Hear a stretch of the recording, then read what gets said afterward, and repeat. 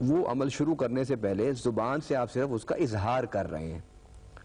اور اس کے اظہار کے لیے ضروری ہے کہ آپ آواز اتنی پست رکھیں کہ امام یا آپ کے دائیں بائیں کھڑے ہونے والے آپ کے مقتدی نمازی وہ ڈسٹرب نہ ہوں،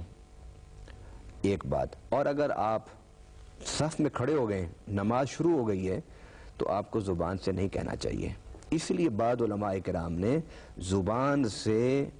یہ الفاظ دہرانا اسے بدعت قرار دیا ہے، کیونکہ اس کا نیت سے کوئی تعلق نہیں ہے، یہ تو تطبیق ہے بین اللسان والقلب، کہ آپ کے زبان اور دل کے درمیان ایک مطابقت کا اظہار آپ زبان سے کر رہے ہیں۔ السلام صاحب، نماز میں فرائض ہیں، سنتیں ہیں اور نوافل ہیں،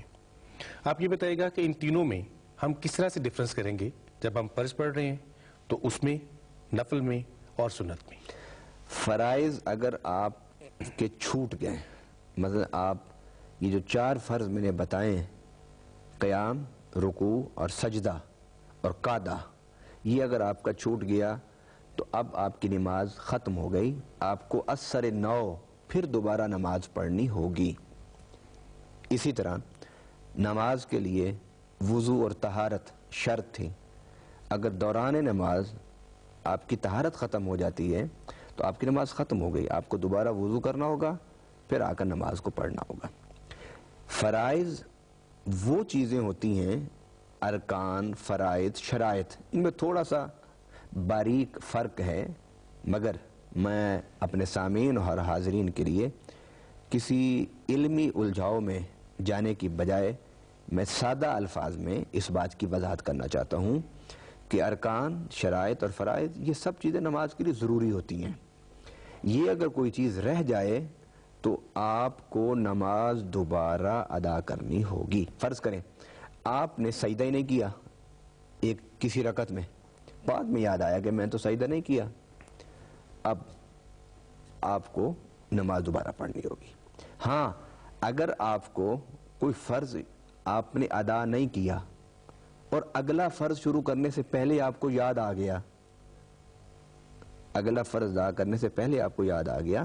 آپ اس کو ادا کریں گے تاخیر کے ساتھ، تو تاخیر پر سجدہ سہو ہوگا، کیونکہ تاخیر جو آپ نے کی ہے ترتیب میں یہ واجب ہے کہ ہر رکن اپنے وقت پر، اپنے محل پر آپ ادا کرتے جائیں۔ جب آپ نے تاخیر کر دی تو وہ جو ایک رکن کا دوسرے رکن کے ساتھ، ایک فرض کا دوسرے فرض کے ساتھ متصل ہونا ضروری تھا، وہ اتصال ختم ہو گیا، تو اس اتصال کے ختم ہونے سے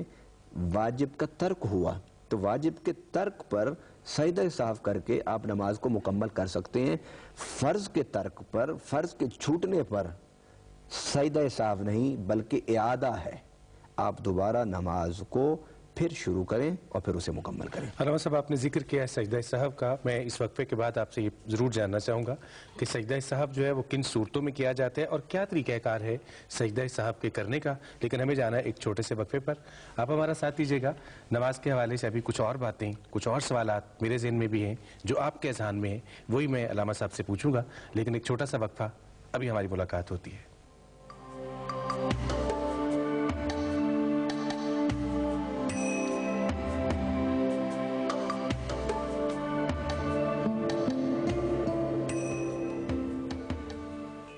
جی، آپ سب کو ایک بار پھر ویلکم اس پروگرام میں، جس میں آج ہم نماز کے حوالے سے بات کر رہے ہیں۔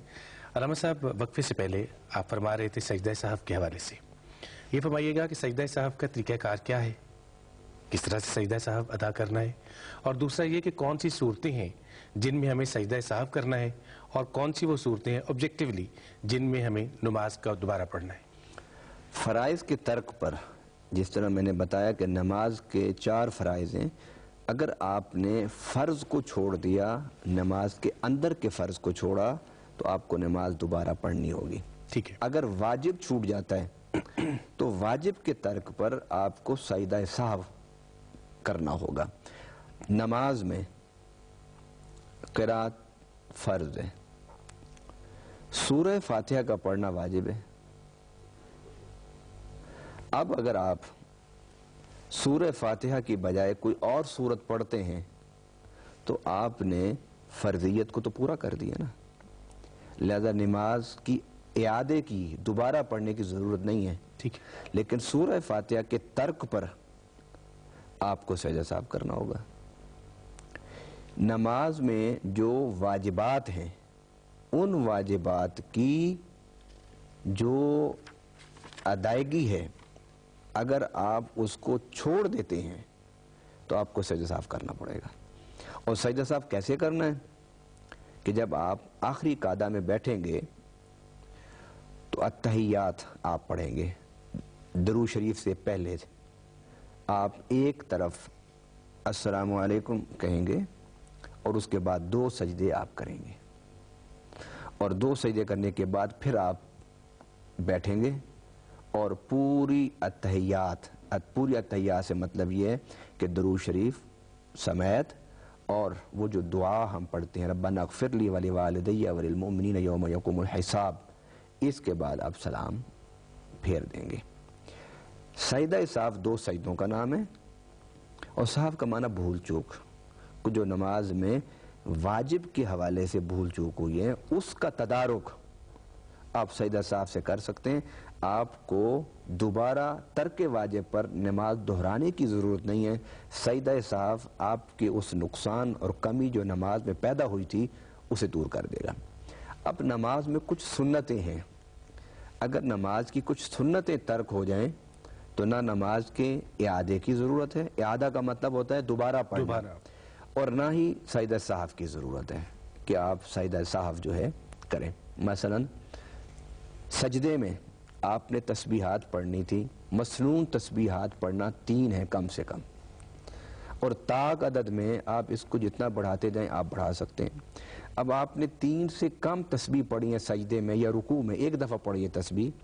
تو آپ نے سنت کا ترک کیا ہے، تو سنت کے اس ترک پر آپ کو نہ تو نماز دوبارہ پڑھنی پڑے گی، نہ اس کے لیے سجدہ صاحب ہے، آپ کی نماز ہو گئی۔ اچھا علامہ صاحب، جب آپ مسجد میں نماز پڑھنے جاتے ہیں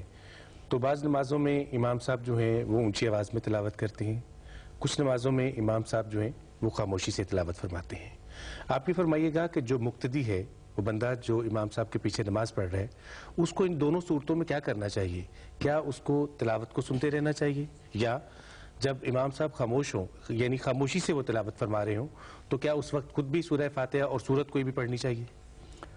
اس سوال کے جواب سے پہلے میں تمہیداً چند باتیں عرض کرنا چاہوں گا۔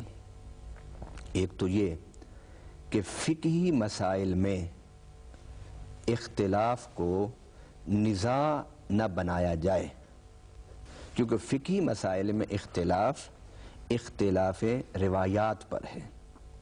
اختلاف احادیث پر ہے، اختلاف احوال پر ہے، اختلاف ظروف پر ہے، اور یہ جو اختلاف ہے یہ اختلاف اس وجہ سے ہے کہ نبی پاک صلی اللہ علیہ وسلم نے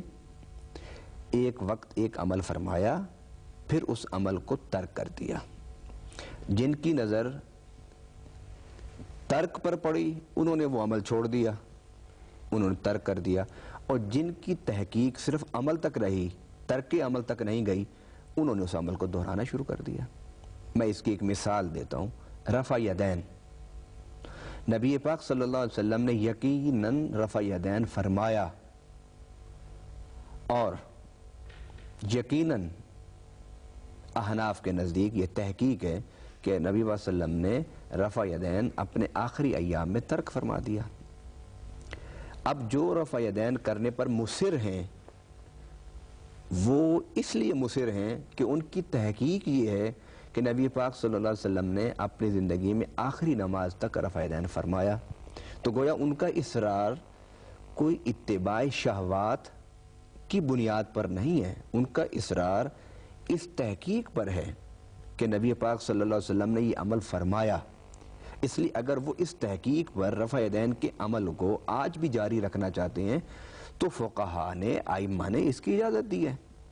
اور امام اعظم ابو حنیفہ رحمۃ اللہ علیہ کے سوا باقی جتنے ائمہ ہیں وہ سب رفع یدین کرتے تھے اور آج تک کرتے ہیں۔